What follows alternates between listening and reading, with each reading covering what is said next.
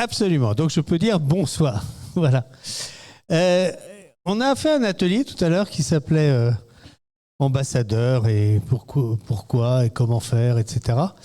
Et ma keynote s'appelait aussi Ambassadeur. Donc, je l'ai débaptisé et je l'appellerai réseaux sociaux et communauté ou écosystème ou collectif. C'est ta boîte qui s'appelle Jouer Collectif, hein? Ouais. Bah, vous avez, ça va être la bonne suite, mais moi sur les réseaux sociaux. Alors, je vais donner un exemple. Loïc me dit, tu me donnes toujours que cet exemple-là. Bah oui, je suis tombé sur un qui m'a plu, donc je le garde. C'est la SNCF. Là, je vous passe leur pub. Ils ont 368 000 abonnés. En 3 heures, ils ont déjà fait ça, mais voilà, ça reste une page de pub bien faite, ça c'est sûr, qui valorise les conducteurs de train et qui finit par en effet une demande de recrutement. Ça, ils n'ont pas besoin d'ambassadeurs, ils ont leur page. La SNCF, c'est connu, ils n'ont pas besoin de notoriété. Ils ont par contre besoin de redresser leur image. Alors pour redresser leur image, ils se sont dit on va travailler un réseau d'ambassadeurs. Et là, c'est une petite boîte de 130 000 personnes à peu près, et il n'y a que 95 ambassadeurs à la SNCF. Ils n'en ont pas plus. Et il y en a 95 qui se partagent LinkedIn, TikTok, Facebook, enfin tous les réseaux. Et ils sont chacun spécialisés de leur réseau. Là, on revient à ce que tu disais tout à l'heure. C'était évidemment des volontaires. Mais là, ça va encore plus loin, parce qu'il pourrait y en avoir peut-être beaucoup de volontaires. Non, c'est des gens que la SNCF a repérés pour leur propre talent dans leur personal branding de faire des posts. Et ils leur ont proposé de faire des posts. Et là, vous avez des exemples. On a eu le plaisir de recevoir dans un live il n'y a pas très longtemps. Vous avez Faustine Gauthier qui va vous parler. C'était les journées du patrimoine, les journées européennes des patrimoines. Il est évident qu'elle a fait des posts sur les journées du patrimoine, mais c'est aussi, comme elle l'explique, une grande voyageuse, et donc eh bien, elle nous parle de voyage en train. Alors évidemment, de voyage en train, c'est quand c'est sur la France, c'est évidemment la SNCF, pas toujours, mais quasiment. Et quand c'est à l'extérieur, bah, c'est d'autres compagnies. Et elle va nous faire rêver sur les chemins de fer. Ce qui va bien, puisqu'on est parti quand même sur des mobilités un peu plus douces que la bagnole. C'est une personne qui croit à son métier. J'ai pris cette photo-là, je ne sais pas montrer un poste. Elle aime garder cette photo-là où elle était chef de bord à l'époque. Et elle a l'uniforme de la SNCF. Elle en est fière. Il y a une fierté. Mais par contre, vous ne voyez pas de logo de SNCF partout. Enfin, si, le logo qui montre qu'elle en fait partie. Mais c'est tout. Elle peut dire à peu près ce qu'elle veut. Vous avez un autre exemple que je ne connais pas, personnellement, puisque je ne suis pas souvent là, je l'ai pris sur X. C'est un monsieur qui a 95 000 abonnés, qui est conducteur de train, mécano, et qui fait des posts qui expliquent son métier et qui essaie de donner l'amour des trains, enfin l'amour de son métier. Et là encore, il n'a aucune consigne. Et puis je vais finir je ne vais pas finir, mais pour la SNCF, je vais finir par mon ami Gilles Brassat, qui fait des posts avec beaucoup de talent et qui va aussi bien nous faire un post sur les Lego qu'un post assassin sur la SNCF. Mais je vais m'expliquer là-dessus. Ce post est assez extraordinaire. Il est même, je vous le conseille, hein, il a été Gilles Brassat, il a été publié il y a une semaine. Il raconte qu'il a fait une promesse à son fils de lui offrir un train en Lego. Et il lui dit, un train Lego Harry Potter. Et il lui dit, ben non, au final, je ne peux pas te l'offrir à Noël. Je vais t'offrir un livret A pour que tu puisses thésauriser et que plus tard, tu puisses t'offrir un train en Lego. Puis il finit son poste, petite note acidulée. Pop, une notification sur mon téléphone. Tiens, une petite nouvelle sur le ferroviaire. Voyons voir ce que ça raconte. L'État confirme l'augmentation importante des investissements dans le réseau. Génial, trop cool. Une vraie bonne nouvelle pour tous les utilisateurs des installations ferroviaires. Vraiment une belle promesse. Et bien ça, il a le droit de l'écrire. Enfin, j'espère qu'on a compris la blague. Non, parce que je vois que tu fronces les sourcils. Il a fait en fait une attaque vraiment directe sur les investissements que l'on fait à la SNCF via évidemment son autorité de tutelle qui est l'État. On lui laisse faire ça. On lui laisse faire ça parce que c'est pas méchant, parce que c'est une pensée, mais on ne peut pas mettre en doute sa probité. Et la façon dont c'est écrit permet justement de passer les choses avec une image. Ce poste est remarquable de jusqu'où on peut aller quand on est un salarié d'une entreprise et que cette entreprise a confiance en vous. Oui, monsieur.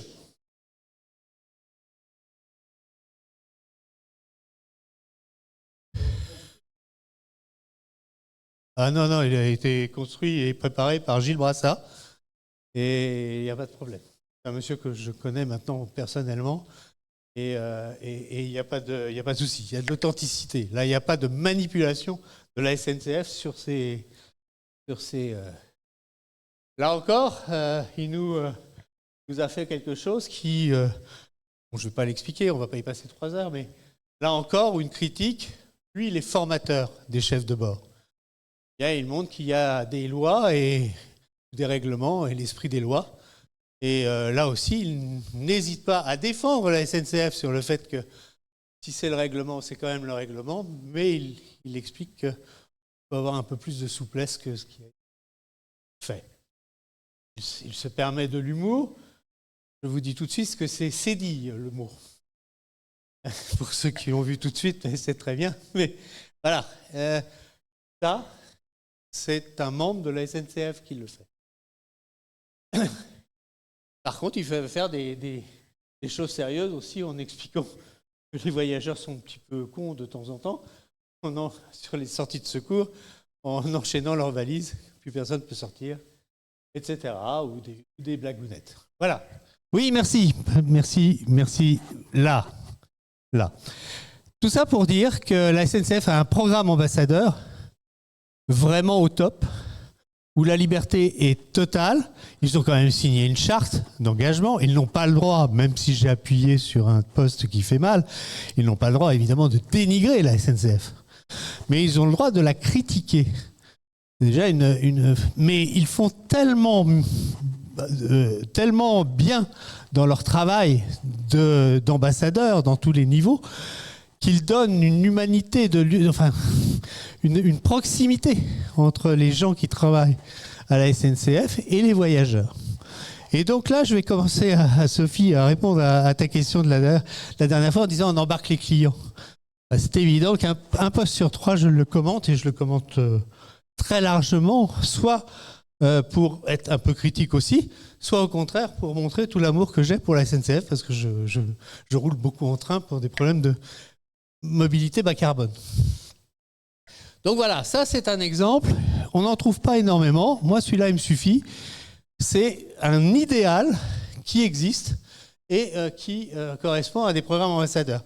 Là, ils n'ont pas des postes tout faits par le marketing. Par contre, le marketing, la com ou le responsable de l'ambassadeurat leur met à disposition énormément d'éléments de revues de presse, de possibilités d'aller avec les cheminots dans les cabines, etc., de se cultiver sur la SNCF, bien sûr. Et à mon avis, je lui poserai la question, mais à mon avis, il n'y a pas de cadeau. Le cadeau, c'est la reconnaissance de leur travail. Alors, il y a d'autres façons, je parlais tout à l'heure, donc on change un petit peu de registre, on arrive dans les écosystèmes. J'ai la chance d'accompagner une boîte qui s'appelle Léa Partners, une boîte un peu particulière qui ne travaille qu'en écosystème. Donc il y a un patron, un CEO et une trentaine de consultants. J'ai le plaisir en plus de faire et la com et d'être un des consultants. Et là, on a d'autres façons d'embarquer les gens.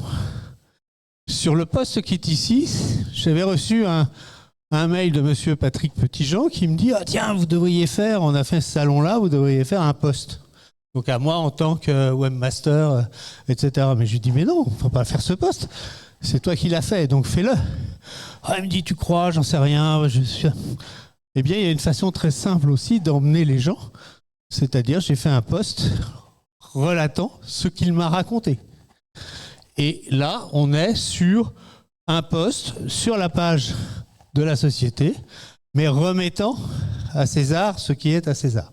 Donc c'est aussi une façon d'embarquer les gens dans une logique écosystémique.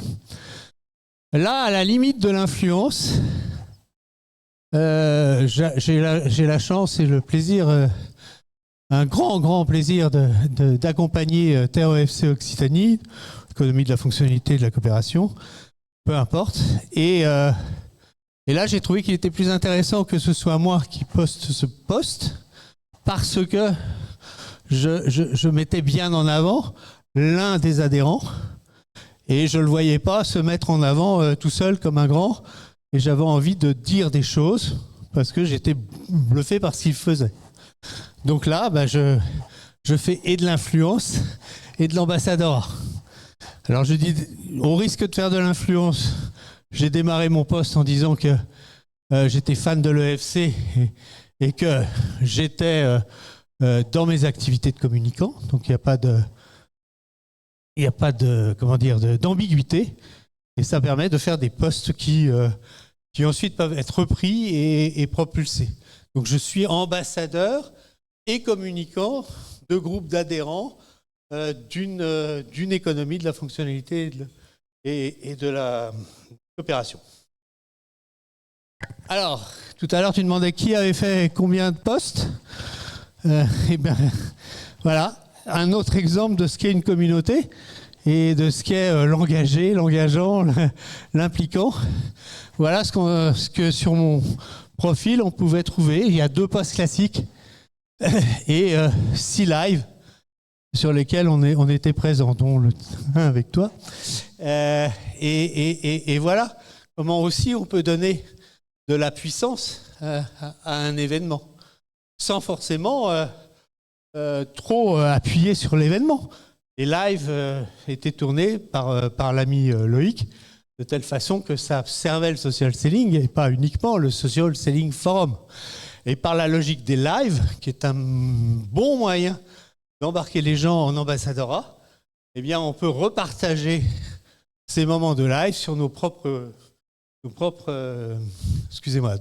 profils et on peut donner une certaine audience. Un autre exemple de live, c'est toujours pareil. Je parlais tout à l'heure dans le... je ne sais pas si le monsieur est là. Tout à l'heure, on disait que créez vos propres écosystèmes si vous êtes tout seul. Eh bien, l'EFC n'est pas complètement tout seul, mais d'aller chercher d'autres personnes et de les emmener et de leur permettre de s'exprimer dans des logiques de live avec des sujets assez touchy quand même, faut les aimer, eh bien ça permet d'avancer. Enfin, une façon un petit peu différente de faire de l'ambassadeurat, d'être ambassadeur, et je disais aussi qu'il ne fallait pas avoir peur de la concurrence. Il y a un monsieur que j'adore qui s'appelle Johan de Salle, qui est un spécialiste de la voiture électrique, pas que la voiture électrique, des flottes, des camions, etc. L'une de mes activités, c'est la mobilité. Je lis avec beaucoup d'attention ces posts, et ça ne m'empêche pas, en effet, de le reciter et de le propulser. Il faut savoir, je ne vous ai pas mis tout le post, c'est qu'évidemment, j'en ai profité pour apporter un complément d'information. Autrement, je n'aurais fait simplement qu'un commentaire. En repostant, j'ai apporté un complément d'information à son information. Mais par contre, et il est clair que quand on lit mon post, le spécialiste du VE, électrique, excusez-moi, c'était bien lui. Donc il ne faut pas avoir peur, ça emmène plusieurs personnes, ça permet de vous donner, de lui donner une visibilité qu'on n'aurait pas si on restait dans nos chapelles. Et je crois que j'ai fini. Et j'ai tenu les 15 minutes. À toi.